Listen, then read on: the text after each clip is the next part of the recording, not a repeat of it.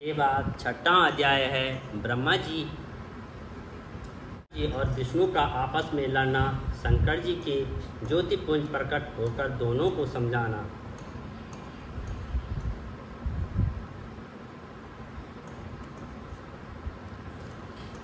ब्रह्मा जी ने कहा है कि हे नारद, मेरे और भगवान विष्णु के इस युद्ध को देखकर भगवान सदाशिव जी प्रकट हो गए, लेकिन वह प्रकट हुए एक तेज पुंज के रूप में। उसे तेज पुंज को देखकर हम दोनों का युद्ध रुक गया था। भगवान विष्णु भयभीत होकर कहने लगे, ब्राह्मण, यह तेज कहाँ से उत्पन्न हुआ है? जो इस बात का पता लगा सके वह इसका स्वामी है। मुझे तो यह अति अंत से ही रहित प्रतीत होता है, और अतः हम दोनों इसका पता लगाते हैं। तुम ऊपर के लोगों की खोज करो, मैं नीचे के लोगों की खोज करता हूँ। भगवान विष्णु की ऐसी बातें सुनकर मैं अहंकार में भरकर उनसे कहने के अनुसार पता लगाने के लिए चल पड़ा।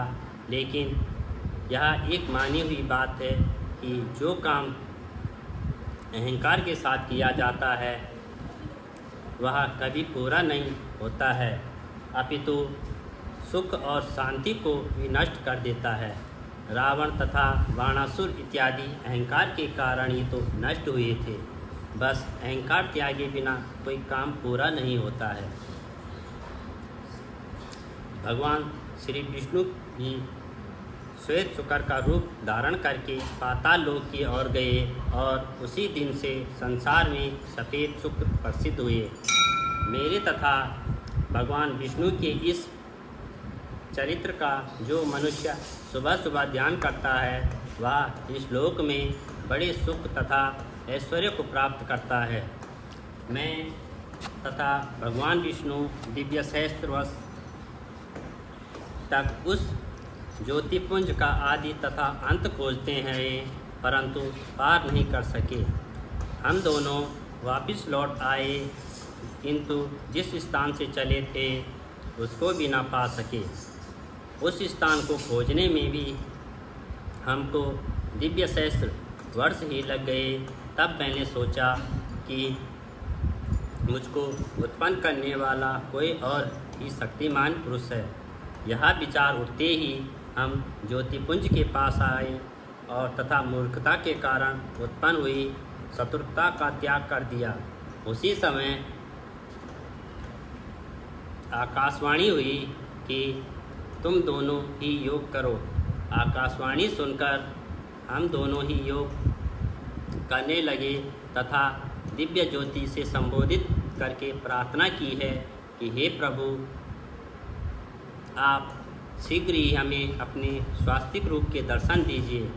हमारी प्रार्थना को सुनने के पश्चात भगवान शिव की गंभीर वाणी सुनाई दी, ओम ओम, तथा उस शब्द को सुनकर मैंने विचार किया कि उसी समय श्री विष्णु जी और उस ज्योतिपुंज के दक्षिण भाग में सनातन अर्धवर्ण आकार को तथा उसके उत्तर भाग आकार को देखा, और फिर मध्य में एवं अंत में ओम को देखा। यह सब सूर्यमंडल तथा चंद्रमंडल की भांति स्थित थे, जिनके आदि एवं अंत का कुछ भी पता ना लग सकता था। वहाँ सत्य, आनंद तथा परब्रह्म परायण की दृष्टिगोचर हो रहा था, और इस पर विचार कर रहे थे कि हम इसके नीचे और ऊपर जाकर आदि एवं अंत का पता लगाएं।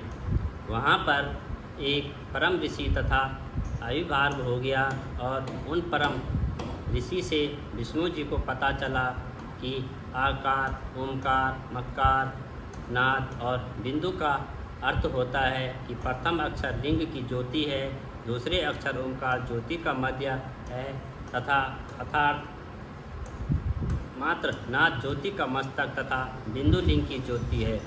इसके अतिरिक्त यह अर्थ भी होते हैं कि आकार से ऋग्वेद, ओमकार से यजुर्वेद और मक्कार से सामवेद तथा नाद से अथर्ववेद और बिंदुओं से ब्रह्म विद्या का स्वरूप है। हर एक वेद ने 10-10 अर्थों से भगवान सदाशिव की स्तुति की है। ऋग्वेद रजोगुणी है, वह लिंग तथा दक्षिण वाला भाग है।